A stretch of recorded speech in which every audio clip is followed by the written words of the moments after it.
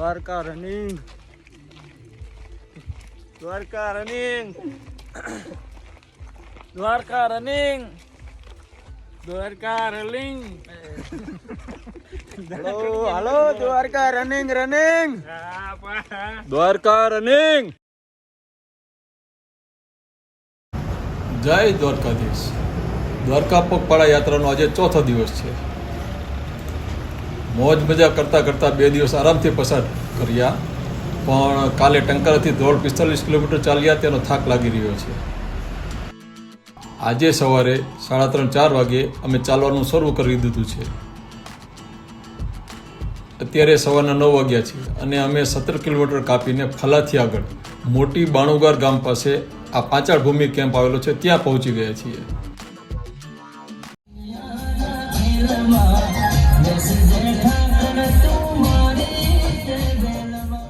મિત્રો, એક તકલીફ તમને જણાવી દઉં કે સૌરાષ્ટ્રભરના ડીજે સાઉન્ડ અત્યારે દ્વારકાના રસ્તા આવેલા છે. સારી વાત છે, પણ યુટ્યુબમાં વિડીયો બનાવવો હોય તો તે ડીજે સાઉન્ડનો કોપીરાઇટ ક્લેમ મારા વિડીયોમાં આવી શકે છે. તેથી મારે રસ્તામાં ચાલતા કે કેમ્પમાં વિડીયો બનાવવો હોય તો તે અવાજ બંધ કરવો પડે છે, અને તે અવાજ બંધ કરીએ તો તમને વિડીયોમાં મજા નહીં આવે, પણ તમે થોડું ચલાવી લેશો. આ પાંચાળ ભૂમિ કેમ્પ વિશાળ ખુલ્લી જગ્યામાં આવેલો છે. પ્રસાદી ચાલુ છે. જુઓ, ચોખ્ખા ઘીનો શીરો, મિક્સ ભજીયા, શાક, રોટલી, રોટલા, દાળ, ભાત અને છાશ, ફૂલ ભાણું. આ કેમ્પ થાન વગડિયાના રબારી ભરવાડ મિત્રો દ્વારા ચલાવવામાં આવે છે. જય દ્વારકાધીશ.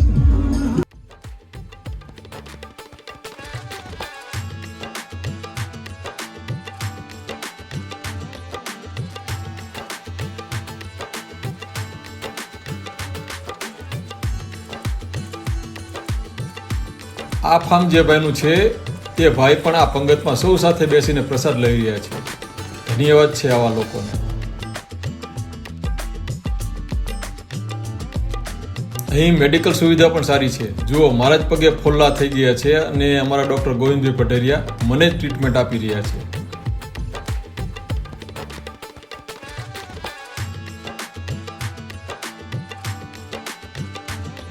આ ચીકુડીનું ફાર્મ છે. યાત્રાળુઓ ચીકુના ઝાડ નીચે ગાડલા ઉપર આરામ ફરમાવી રહ્યા છે. ગમે તેવો થાક હોય અહીં ઉતરી જાય તેવું લોકેશન છે.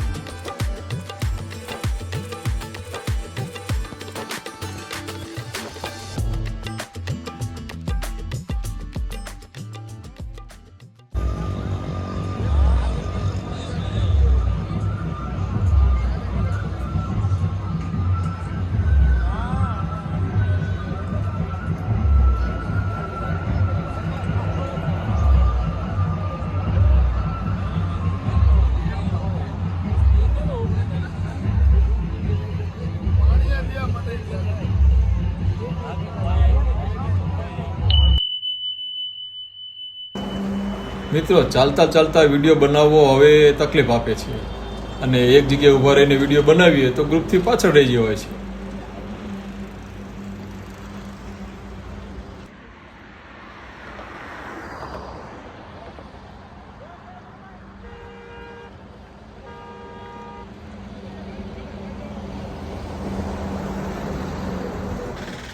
મેં આગળના વિડીયોમાં કહ્યું તેમ હવે હળવે હળવે યાત્રાઓનો પ્રવાહ વધી રહ્યો છે.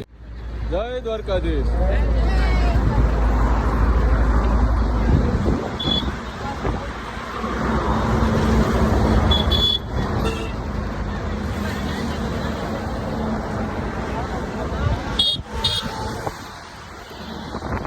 જય દ્વારકાધીશ.